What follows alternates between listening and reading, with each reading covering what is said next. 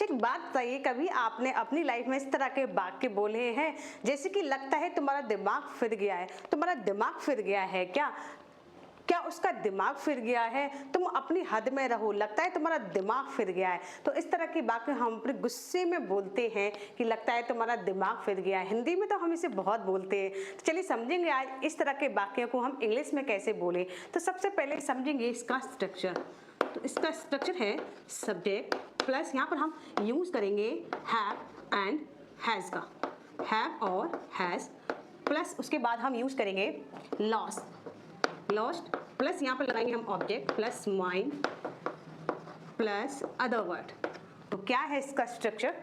Subject plus has have plus lost then object then mind then other word. तो यहाँ पर हमने दिमाग फिर गया है उसके लिए लॉस्ट माइंड का यूज किया है, लेकिन बीच में हम यहाँ पर ऑब्जेक्ट लिखेंगे।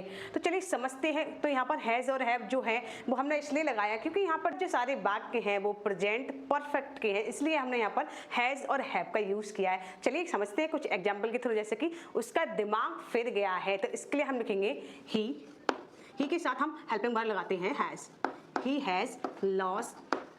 उसके लिए हम लिखेंगे फिर हिज माइंड। क्या होगा इसकी English? He has lost his mind. Second sentence है हमारा तुम्हारी तरह दिमाग नहीं फिरा है मेरा। तो इसके लिए हम लिखेंगे I have not lost my mind. इसकी तरह तुम्हारी तरह। तो इसके लिए हम लिखेंगे लाइक यू। क्या लिखेंगे? Like you. I haven't lost my mind like you. Next sentence है हमारा क्या उसका दिमाग फिर गया है। तो यहाँ पर क्या आ गया है? तो हेल्पिंग वर्ब हम पहले लगाएंगे। तो उसका है तो यहाँ पर हम लिखेंगे has he lost his mind. क्या लिखेंगे इसके लिए? Has he lost his mind. क्या उसका दिमाग फिर गया है?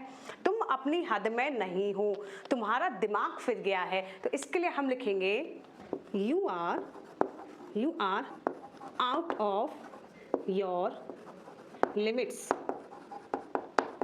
you are out of limits, तुम्हारा दिमाग फिर गया है। तो इसके लिए हम लिखेंगे you have lost your mind।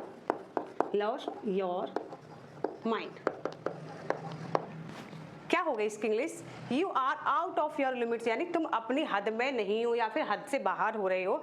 You have lost your mind, तुम्हारा दिमाग फिर गया है।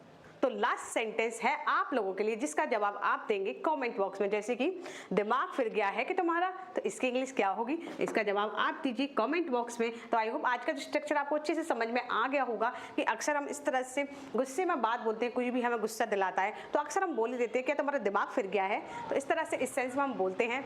अगर आप स्क्रीनशॉट लेना चाहते ले सकते हैं।